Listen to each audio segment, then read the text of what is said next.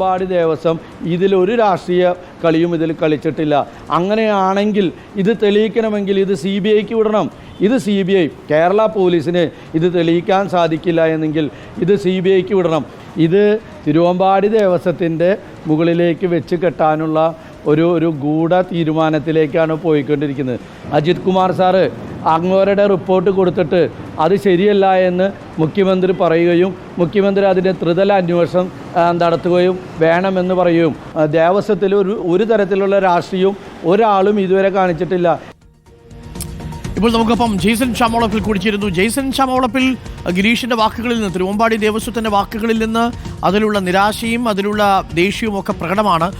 തിരുവമ്പാടി ദേവസ്വത്തെ മാത്രം ബലി കൊടുത്ത് ഒരു റിപ്പോർട്ട് തയ്യാറാക്കി എന്ന ഒരു ബോധ്യമാണോ ഇപ്പോൾ തൃശ്ശൂരിൽ രൂപപ്പെട്ടു വരുന്നത്? കെ മുരളീധരന്റെ പ്രതികരണം നമ്മൾ കണ്ടു. തിരുവമ്പാടി ദേവസ്വത്തെയോ പാറമേക്കാവ് ദേവസ്വത്തെയോ മാത്രം ബലി കൊടുത്തുകൊണ്ട് ഇങ്ങനെ റിപ്പോർട്ട് കൊടുക്കാൻ അനുവദിക്കില്ല എന്നാണ് കെ മുരളീധരൻ പറഞ്ഞത്. ഈ റിപ്പോർട്ട് പക്ഷേ സർക്കാർ അംഗീകരിച്ചിട്ടില്ല എന്നുള്ളത് വാസ്തവമാണെങ്കിലും ഇതിൽ തിരുവമ്പാടിയിലെ ചിലരുടെ പേര് മാത്രം എടുത്തു പറഞ്ഞുകൊണ്ടുള്ള ഈ കുറ്റപ്പെടുത്തൽ എങ്ങനെയായിരിക്കും തൃശ്ശൂരിലെ പൗരസമൂഹം കാണുക? ജെയ്സൺ ചാമോളപ്പി. അരുൺകുമാർ, ഇത് തന്നെയാണ് പ്രധാനപ്പെട്ട പ്രശ്നവും. തിരുവമ്പാടി ദേവസ്വത്തെ ബലി കൊടുക്കുക എന്നത് ഇതിന്റെ ആദ്യഘട്ടത്തിൽ തന്നെ ഉണ്ടായിരുന്നു എന്ന് നേരത്തെ തന്നെ തിരുവമ്പാടി ദേവസ്വം ആരോപിക്കുന്നുണ്ട്. അത് തന്നെയാണ് ADGPയുടെ റിപ്പോർട്ടിലൂടെ പുറത്തു വന്നതും. ഏറ്റവും രസകരമായ കാര്യം, ഈ തിരുവമ്പാടി ദേവസ്വത്തിന്റെ ഭാരവാഹികളുടെ രാഷ്ട്രീയം പരിശോധിച്ചാൽ ഇതിന്റെ പ്രസിഡന്റായ സുന്ദരമേനോൻ ഒരു ഇടതുപക്ഷ അനുഭാവിയാണ്. അദ്ദേഹത്തിന്റെ പിതാവാണ് ഇടതുപക്ഷം ഭരിക്കുമ്പോൾ കൊച്ചിൻ ദേവസ്വം ബോർഡ് പ്രസിഡന്റായിരുന്നു. അതോടൊപ്പം തന്നെ ഈ പ്രതികരിച്ച ഗിരീഷ് കുമാർ കോൺഗ്രസ് പ്രവർത്തകനാണ്. ഇത്തരത്തിൽ മുഴുവൻ രാഷ്ട്രീയ കക്ഷികളെ പ്രവർത്തകരുമുള്ള ഒരു സംവിധാനമാണ് തിരുവമ്പാടി ദേവസ്വം.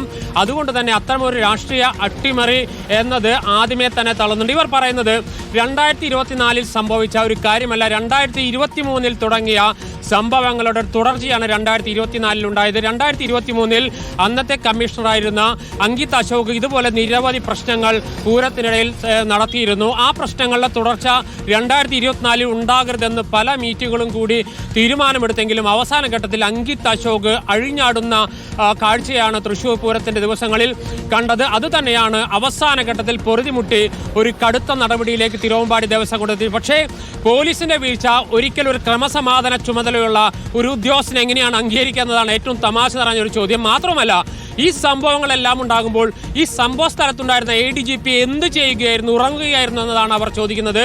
അങ്ങനെ എന്തെങ്കിലും പ്രശ്നങ്ങളുണ്ടെങ്കിൽ സ്വാഭാവികമായും ADGP ഇടപെടേണ്ടതല്ലേ? അദ്ദേഹം ഇടപെടാതെ നിശബ്ദനായി ഇത് കലങ്ങട്ടെ എന്ന ചിന്തയോടുകൂടി ഇരുന്നതാണ് തിരുവമ്പാടിക്കാരുടെ ഏറ്റവും വലിയ ആരോപണം. അതോടൊപ്പം തന്നെ ഈ റിപ്പോർട്ടുമായി ബന്ധപ്പെട്ട് BJPയുടെ പേര് എന്തുകൊണ്ട് എടുത്തു പറയുന്നില്ല?